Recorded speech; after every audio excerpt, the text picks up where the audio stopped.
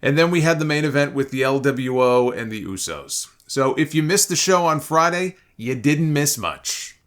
Which is something I can say sadly about most WWE programming since WrestleMania. Night of Champions is coming up except for Backlash. Backlash was fucking great.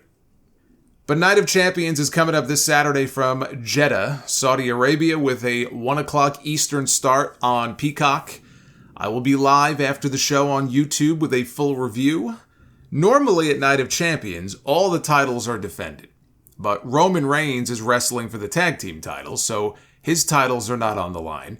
The women's tag titles are vacant. And as of now, there is no SmackDown Women's Championship match. But I do expect them to add Rhea Ripley against Natalya tomorrow night. I'll be surprised if they don't add that to the pay-per-view. Based on what they did on Friday, I expected them to add Austin Theory against Sheamus for the U.S. title. But again, they already announced the match for SmackDown on Friday, which was taped the other night, since they're going to be traveling this Friday. I haven't seen the spoilers, but I know the match, it did happen. So unless there's a reason for a rematch, it doesn't look like the U.S. title is being defended. We have Becky Lynch, one-on-one with Trish Stratus. There's no way this is one and done. So I'm picking Trish to win, keep the program going, because if Becky wins, what's the point? Gunther defends the Intercontinental Championship against Mustafa Ali. I mean, do I even have to say it? Of course, Gunther retains. Bianca Belair will defend the Raw Women's Championship against Asuka. 2 SmackDown stars fighting for the Raw belt. Bianca has over 400 days as champion. And she already won at WrestleMania. She already beat Asuka. I don't see them taking the title off of her the second time around. So Bianca retains. Cody Rhodes, one-on-one with Brock Lesnar in a fight. If anybody bleeds this time, it's going to be Cody. I was surprised that he didn't bleed in the last match. I was surprised Brock was the one bleeding. If there's any blood this time, Cody's going to be wearing blood. This one is not a slam dunk. Adding the fight stipulation means they can use weapons. And like the last man standing match Brock had with Roman Reigns at SummerSlam last year, when you have access to plunder, they can use it on Brock and beat him that way. And if Cody beats him back-to-back times, then he could win Money in the Bank, and he could call his shot against Roman Reigns at SummerSlam. I'm going a different way with this. I'm picking Brock this time, which then necessitates a third and deciding match between the two at Money in the Bank. Cody does not need to win Money in the Bank if he's already on SmackDown, which leads me to this next match. To decide a brand new World Heavyweight Champion on Monday Night Raw, it is Seth Rollins against AJ Styles, who was just drafted to SmackDown with the other 3 members of the OC. Rollins is about to make history this weekend by becoming the first WWE star to wrestle in the deciding match for 3 different brand new championships. First, it was the NXT title tournament in 2012. Then it was the Universal Championship in 2016. And now the World Heavyweight Championship in 2023. I know Rollins is the betting favorite here, and that title has his name on it, but that doesn't mean he has to win it right now. 2 weeks ago, I would have absolutely picked Seth Rollins. Last week, I pitched a different idea, and it may be pie in the sky, but I like pie.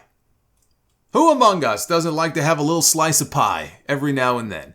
I'm picking AJ Styles for the surprise win, because I would like to think that and maybe it's wishful thinking on my part, but I would like to think that Triple H, including SmackDown talent in this tournament, was about more than just giving us an attraction in the finals with Rollins and Styles. I would like to think that there was a method to the madness. Styles wins, which forces him back to Monday nights, and he takes the entire OC with him, because all 4 of them were drafted together as a package deal, so why would they be separated? Anderson and Gallows are dead in the water without AJ Styles. I mean, they're barely head above water, even with Styles. They are dead in the water without AJ. Mia Yim doesn't have to be with them to be successful, but she's better off with them than she is without them. So all 4 of them moved to Raw. And Rollins can feud with AJ for the world title through SummerSlam. Well, then, what does that mean for SmackDown? What does SmackDown get in return? A trade.